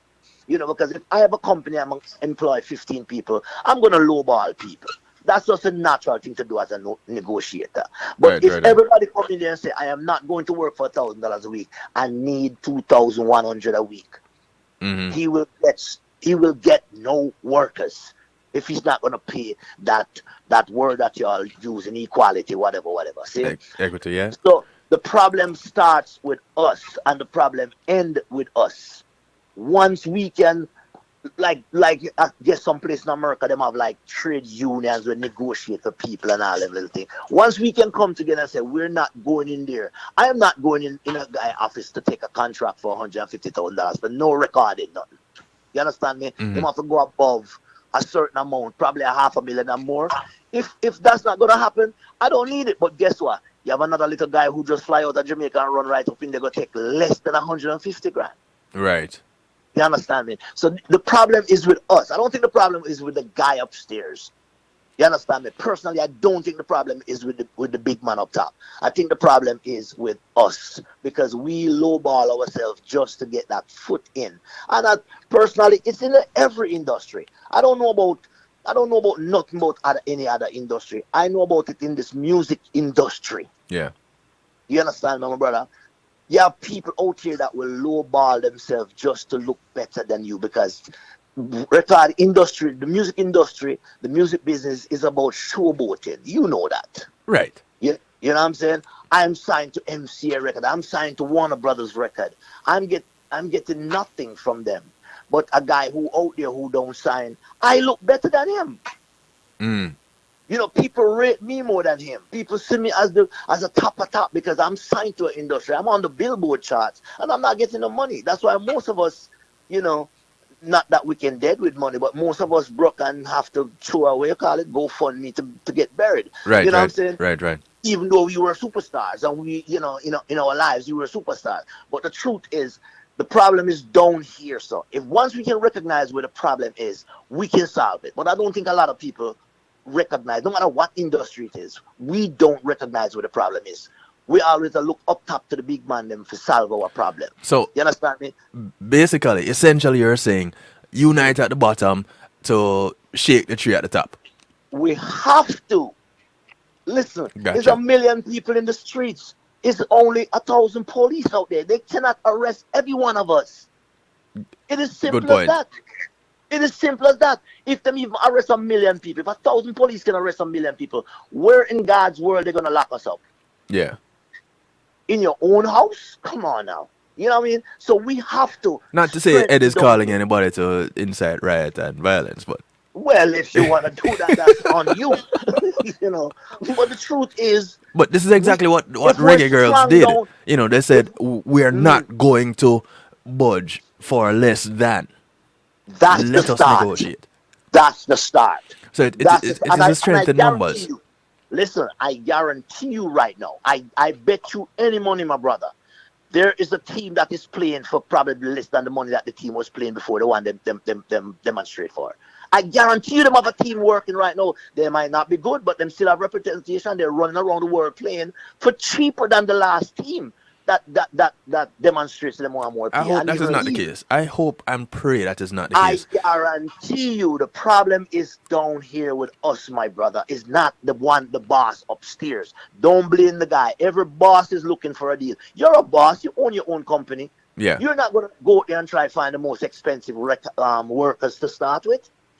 Right. You're gonna try and find the regular laborers, the regular guy who will take a regular money even lower than what you used to pay the last guy.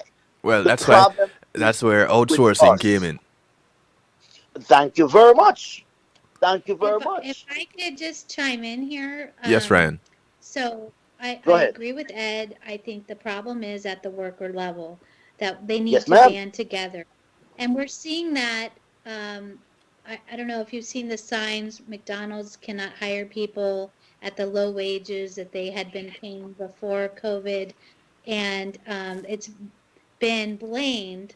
The federal unemployment stipend has been blamed that, oh, people are getting money through unemployment, so they don't want to work.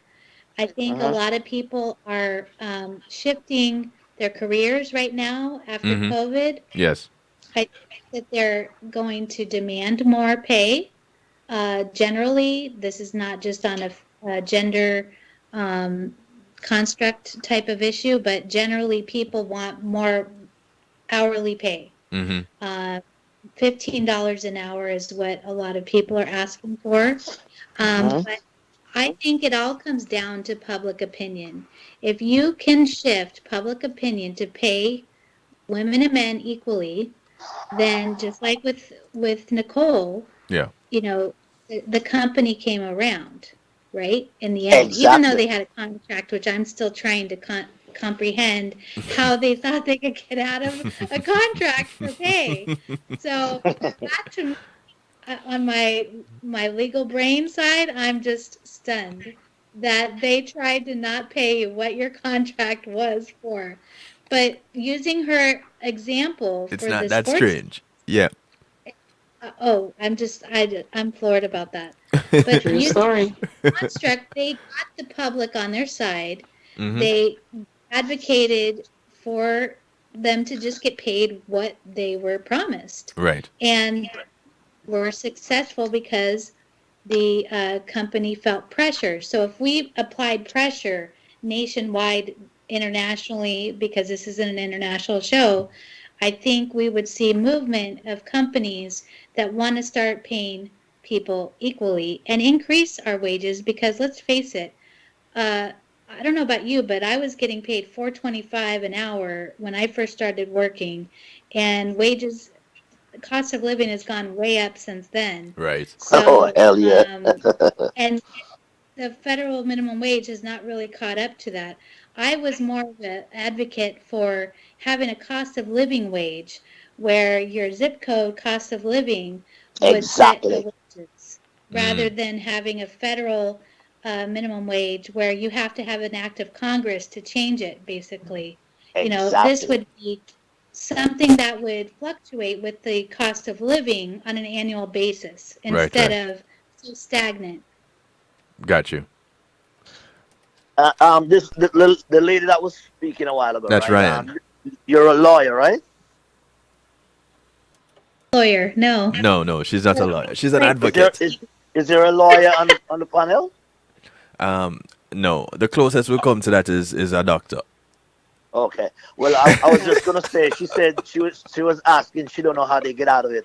But I was gonna tell her that every law that has been written by whoever write laws in this world or company, Right, or with a loophole. every lawyer has at least 5 loopholes. you know. Yep. So trust me, if whoever write that law, There's a whoever way. write those, there's a contract. There's a lawyer that can get you out of there 5 ways to every line that's in that contract.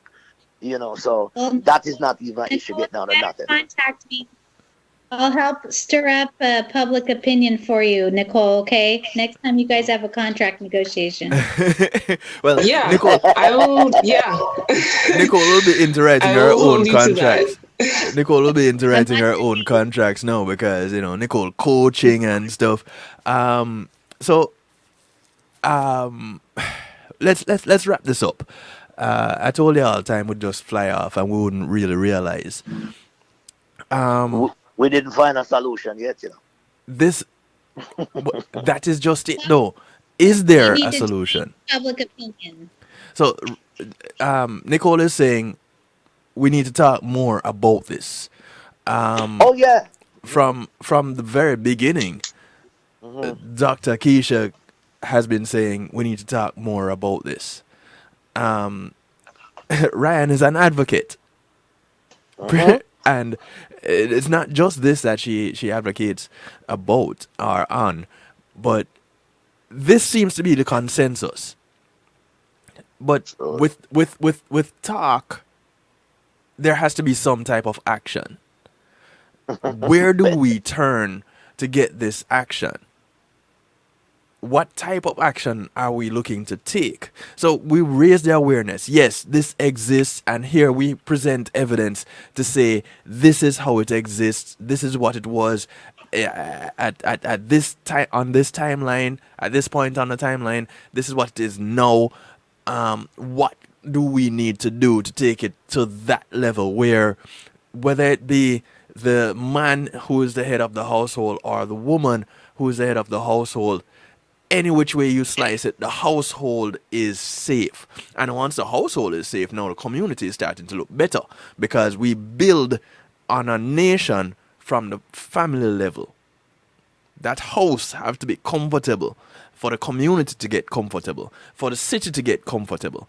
And it grows from that city to that county, now to that state or parish, depending on where you are in the world, or to that country. So it has to start at the ground level. So it has to start with what I am taking into my home and what my counterpart, my female counterpart, would be taking into that home. Or if we're single individuals, what we can take in as an individual so that we can be comfortable. And then, and you know, when you look at how economies grow, without that grassroots individual going to the store to make purchases, that economy is not going to grow. And if they can't go to make those purchases, it's only the bare necessities that they can do. None of the luxury items get purchased. None of the luxury items happen. The vacation doesn't happen. It's all about staycations. So that's out the window. The children don't get to take up these sports because now the parent has to go get second and third jobs, fourth and fifth jobs. So the child can get to take up those sports. Real talk. So let me put in my 2 cents here. To be honest, I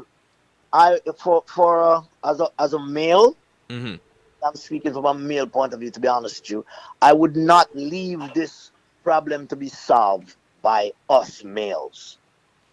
You know, I would more prefer if women or others can really step up to the plate, because men are very complacent. We don't really pay attention to to things that we think is little. Don't let me say little things.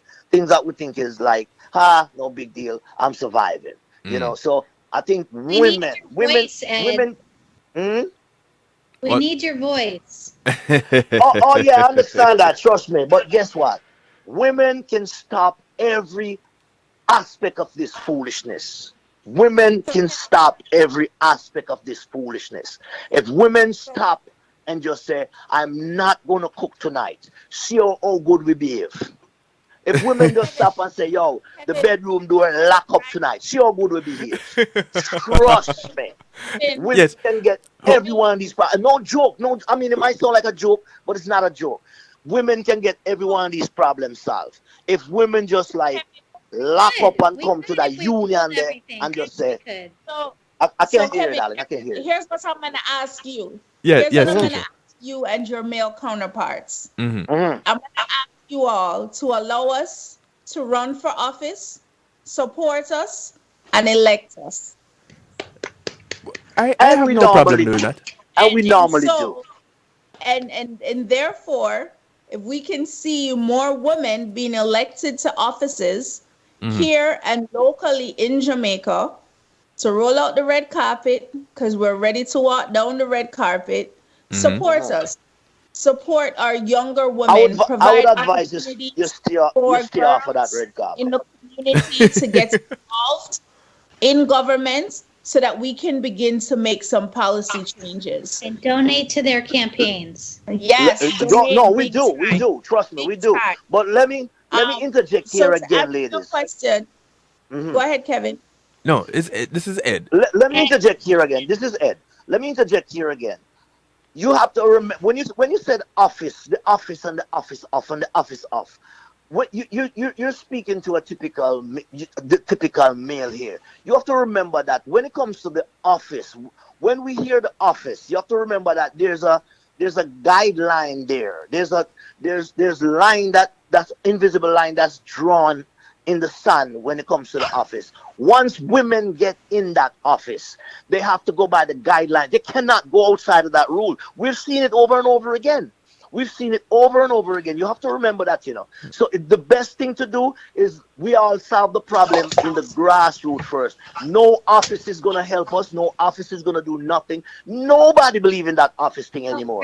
You understand? She's talking about running for political office. Right. That's even Yes. worse. She's talking about letting women take the reins to change policies. That's even worse. I wouldn't even advise that, to be honest with you. That's even worse because you cannot change their policies.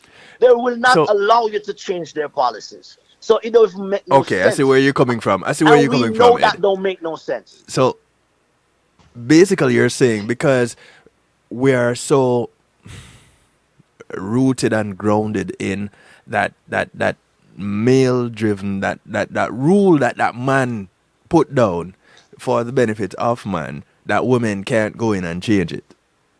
It And will it will be never happen. just fighting a losing change battle. it normally, let's change it locally. We're fighting a losing battle when it comes to politicians. It don't make no sense. Okay, I mean, then which angle do we go? Where do we go then? local, the massive, right here, locally, But they have amongst to- each other. That They have to- won't they have to change address it. the law.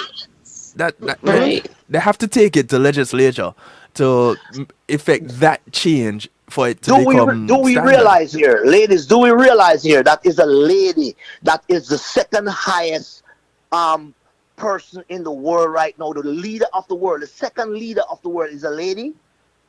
Yes. Mhm. Why isn't she doing anything for this kind of cause?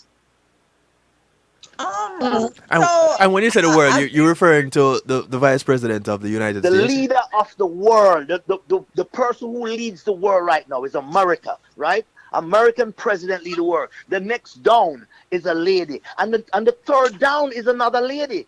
So there's two. The women There outrun is these. legislation. Huh? There So is. Kevin, Yes. Kevin, the system, Ed, I'm sorry, not Yes, Kevin. Go ahead. Ed, Go ahead. the I understand. system that we're asking Kamala to dismantle is something that has been in existence. And Kamala has only taken office, what is it now? 4 months? Funds, Um, pandemic going on. Right. the systematic damage that has been done to the water table. I don't think she can dismantle in 4 months. However, But I she do cannot believe- dismantle it in 400 years. I think it will goes back never to be changing public dismantled. opinion, like you said, Ryan. Pew Yeah. Research polls. Go look at the Pew Research polls. If we can move the needle on public opinion on these issues, then and have different corporations sign on for equity pay, I think that and it steamrolls from there. This is where we're gonna start. So This is exactly where we should start. Not up top in the office. It will not work We- from there. Or else We it need would have been to know. working a long time ago with all Right. these powerful women. okay, so the course of action, like we established what we've established is that we need to have the discussion, and that's what we're doing. What I'm trying to get at is Okay, when we talk to enough people, where do we go from there? And So what? it is a course of action that is taken. And the suggestion here now is, okay, we've gotten the ears of those that can influence a change. Now let's take it to the place where these changes need to be implemented, because these policies are put in place somewhere, and it is at that place that the change needs to happen. So the place where these policies are put in place is the place where the companies are going to go and say, see, this is what our books or the laws say is the minimum wage, and that is what we're going to pay. And anything above that is up to our discretion. So if they're going to that book, then that is the book that we need to go and address to make that change. Who holds that book? Who keeps that book? Now we're going to legislature, because that is where it happens. So we can't manage to do it without going to office somewhere, somehow. We have to address the political side of this some way, somehow. And we need both genders on board with a common goal. It's not to say that women need to make the change. I think both genders need to recognize that there's a problem here. And together now, we step forward and we say, let us make this change. How do we make this change? We address the issue, not the people. We address the issue. So I don't care if it's Democrat. I don't care if it's Republican. I don't care if it's a unicorn riding into the White House. I don't care.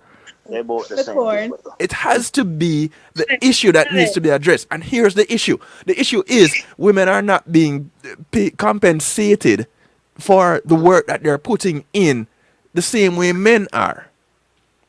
So if you're going to lower the men, whatever it is, the compensation bracket for the men towards what the women are getting, because that is the correct level that it's supposed to be at, or are you going to raise whatever the women are getting because it needs to be at the correct level? Whatever needs to be done needs to be done. It's just that we need to get enough people hearing that it needs to be done, get them to understand that it needs to be done, and then we move forward to getting it done.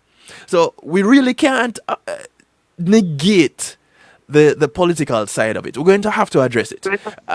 What Nicole and the rest of the Reggae Girlz did was a move towards the political office of the Jamaica Football Federation. They got the ears of everyone around. And then, because everybody had the ears, now people started looking at them and expecting, because here it is, they're presenting their case and they're being ignored. So everybody else now starts asking, okay, so why are they being ignored? This is a legitimate case. So they addressed the politics of the Jamaica Football Federation. And they got some influencers to come and back them. And that's what needs to happen on a wider scale. That's how I see it. Now, Can I ask Ed a question? Yeah, go ahead. Ed, don't take this the wrong way. Do you vote? And if you have voted before, have you ever voted for a female candidate?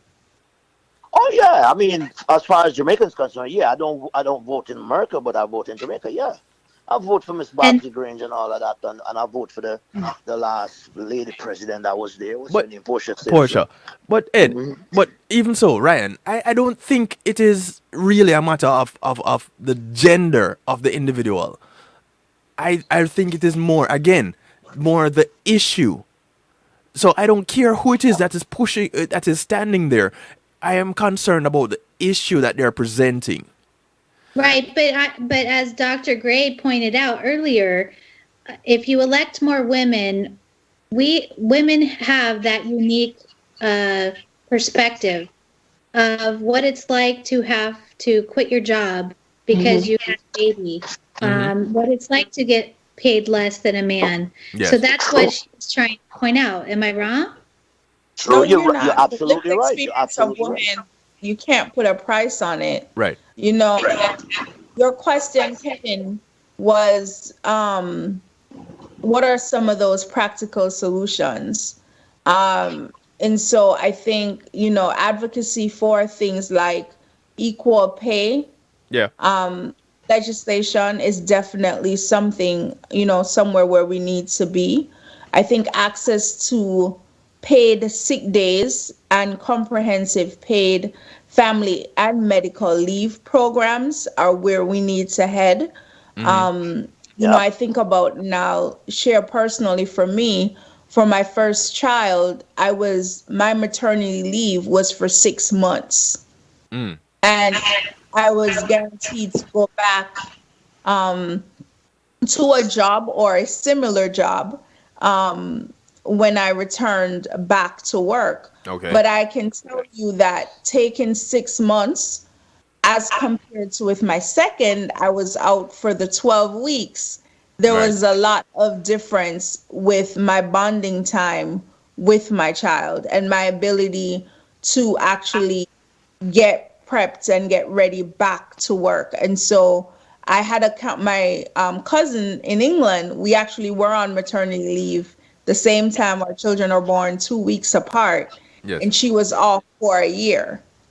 And, you know, Yep. I think for her, she even shared. I remember when I was going back to work, one of the things she said is she could not, she couldn't see herself going back to work then. And so she was very happy for the 1 year. And I think Canada also gives 1 year maternity leave. So, yes, I definitely, when you ask for practical solutions, I think these are some of the essential policies that would help minimize job loss Yeah. and to ensure better economic security for not just women, but all workers in general. And I think finally, when we talk about, earlier we talked about the statistics as it related to women of color. One of the things we need to do is to stop devaluing the work of women of color. Black women need to be paid for the work that they're bringing in. Mm-hmm. A lot of times, Black women are working longer hours for less pay. Um, and so we need to stop it. Women should be paid for the work that they're putting in. The longer hours, they need to be compensated for it. Hell yes. So those solutions. All right. Wow. Let's do what we can to at least start getting at least one of these practical solutions on the way. Let's go. This is where it starts. Let me ask you a question here. Ladies, anybody can answer this one. As a male, as a man, what can I do as a man to bring awareness to this? I mean, we have a bully pulpit, so I have a pulpit. So what can I say? What can I do to bring awareness and attention to this issue at a grassroots level, really? I got one for you, Ed, because I Go ahead, really darling. want to hear it. I Yes. want you to create a platform for women artists to talk about this issue. Talk to them. I will attend that session. I will help Mm. you through the Jamaican Women of Florida to market that session. And I want our women entertainers to come out with some practical solutions like we did tonight. Because I think it's a conversation that we need to have. I think we should have some male artists bringing on the conversation. And if it is that it doesn't exist in the industry, then tell us why it doesn't exist there so that we can implement some of those same strategies in other industries. But that's what, for me, That's a starting based on the point spot. conversation tonight, that's what I want to see you do. And I think Kevin can That, help that you. that's a beautiful, I and love that that's a idea. that I love that idea. But I'm gonna interject with something that is gonna be unbelievable right now. Try getting six female reggae artists in the same room at the same time. Ed, let's make it happen. We can make it No, no, happen. no, no, no, no. I'm gonna try. Trust me. I'm gonna push for that. But I'm telling her from experience, and I mean, we're talking about a good 30 something odd experience with music conference, all of that stuff I have under my belt, right? Music conference, music concert, female, all female album, all female concert. And trust me, I don't normally have headaches in my life. Try getting six. Try getting, I'm gonna do it just to prove to her. You know what I'm saying? It's like it's some of the most difficult things in life to get. Reggae. I don't know about any other female company. I know about reggae female fraternity, the female reggae fraternity. You try getting six of them in the same room or on the same song. There's a reason why you never hear an all female concert, my dear. You Uh, understand me? well, Ryan, you want to say something real quick? Oh, you're It's You're muted. muted. difficult. You're muted, Ryan. Sorry. Yeah. One of the things that I was going to suggest is use your social media platforms to support equal pay. Twitter, hashtag equal pay. You can do that. The whole audience listening tonight, Hmm. take to your Twitter, your Facebook, whatever you guys use, and Mhm. support Equal Pay Day. Support those events surrounding gender equal pay. I am So starting that's tonight. another Trust me, option. I am starting tonight. Okay, that's what's I'm up. So, I'm starting I'm on that Twitter, tonight. Mrs. Greenberg, MRS Greenberg. So I'll follow back, but I want to see that, Ed. Definitely, I'm starting that tonight. I'm putting that up in I, the office tonight. It will be started. Trust me. I'm going to be okay. checking. I'm going to All check right. Twitter. So, Trust me. Nicole, Nicole, Keisha, Ryan, you guys got something started tonight. Cause whenever Ed says he's going to do something, you mark my word, Ed Robinson is going to do it. So, Oh, yeah, I'm hot headed like that. Trust me. so you all have sparked something tonight. Um, Yay. Thank you. Well, no, I can't say this morning. uh, I want to thank you. Almost. I want to thank you all for the time that you put in, the extra time too, that y'all have put in. Ed, thank you for jumping in on this last minute and sharing and helping us to come to some sort of a starting point It's a in great cause, brethren. It's a great cause. effecting a change. It's a great cause, brother. Come in. Yeah. All right, so let's make it happen. Nicole, you proved, you and the rest of the Reggae Girls going to the World Cup, on the way to the World Cup, proved that stopping dead in the tracks, making your voice heard, can effect change. And I tip my hat to you and the Reggae Girls for doing that, and for everybody that supported the Reggae Girls on the way to the World Cup. Um, that was an amazing trip. And Wait, you were there? listen, I wasn't there. I was there in Oh. spirit. I wasn't there physically, but I was there in spirit, and you took us on Praise God. an Praise God. amazing trip.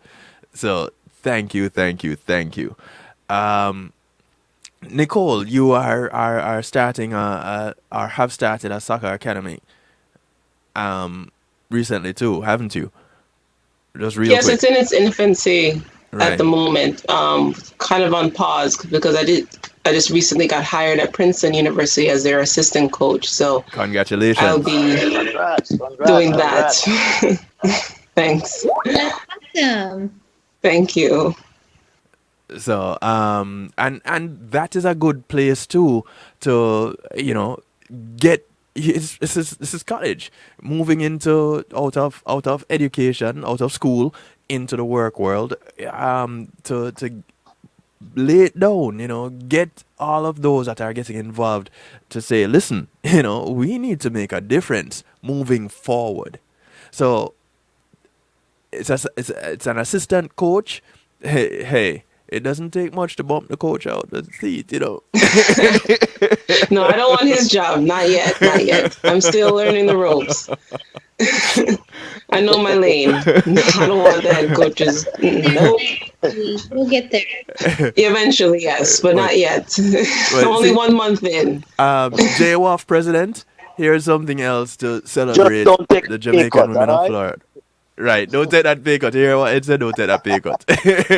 Oh, no.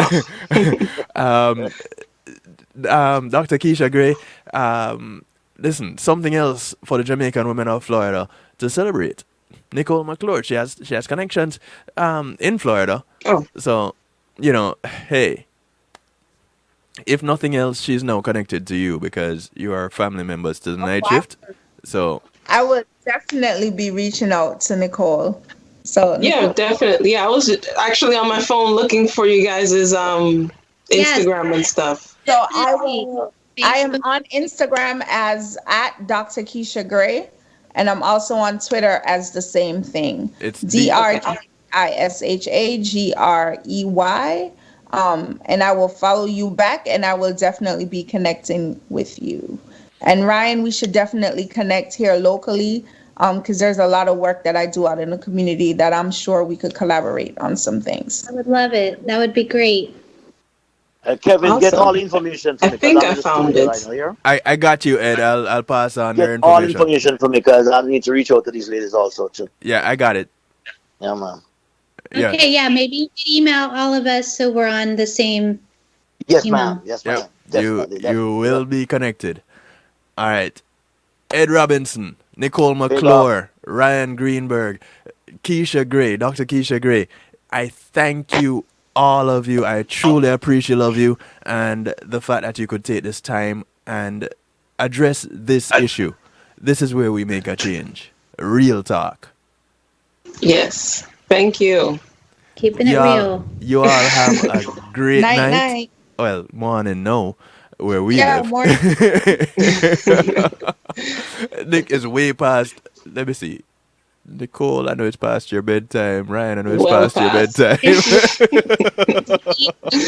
Bedtime. I told This is you a- I feel like this my is a- bedtime was 10 o'clock. Thank you. I'm like, you have this at what time? Leave it. Good night, y'all. Take All care. right. Good. Ed, Yes, sir. I appreciate, love you, brother. Thank you very much. Anytime, Um, Kev. Anytime. Hey, listen, leaving out with a little Ed Robinson tune right here, called "Love." Don't in- play none of the gun one, them, yeah?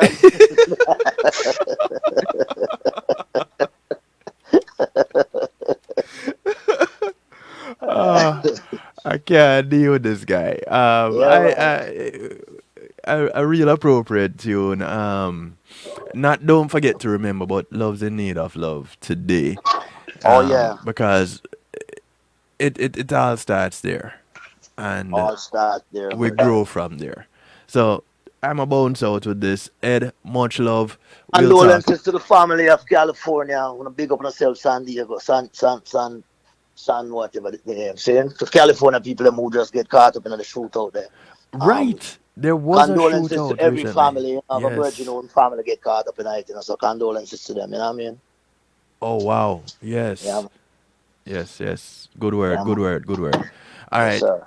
Y'all take care. This is where I bounce on out of here. Ladies, big respect every time. See him? All right. Have a good Bye-bye, night. ladies. Good Yeah, man. night. You too, everybody. Yeah, man. Big up, big up. All right. One love.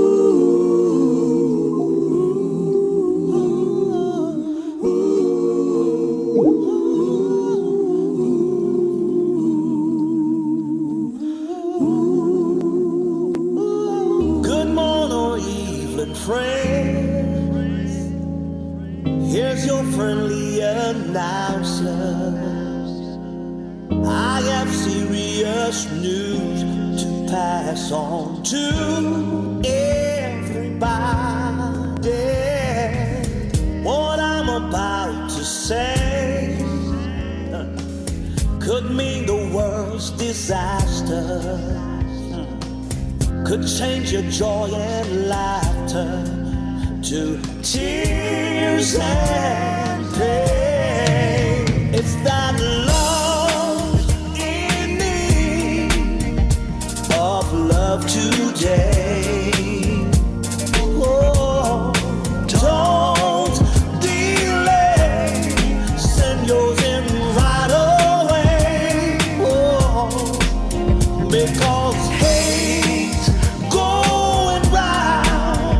sound of Mr. Ed Robinson as we close out this broadcast. I want to thank you each and everyone for logging on. And as I get out of here, I want to remind you to look out for members of your community. Your community is not just the development that you live in, but it spreads far and wide. Whether you walk, ride, or drive, the people that you pass along the way, on the bus, the plane, the boat, the train, these are members of your community. Take good care and look out for one of them today, because you never know who's going to look out for you tomorrow. My name is DJ Kevin Stew. This is how I like to do it, to you, for you, and with you, every Monday, Tuesday, and Wednesday, 10 p.m. Eastern. Catch me on Saturday on Reggae Global Radio and Clinton Lindsay, the Foundation Radio Network, ClintonLindsay.com, for the Saturday Stew. And you get the more musical side of me. But until then, y'all take care. Be safe. If you can't, be careful. If you can't be careful, boy, I don't know what to tell you. Be good. And if you can't be good at it. I'm out of here. Y'all take care. Much love.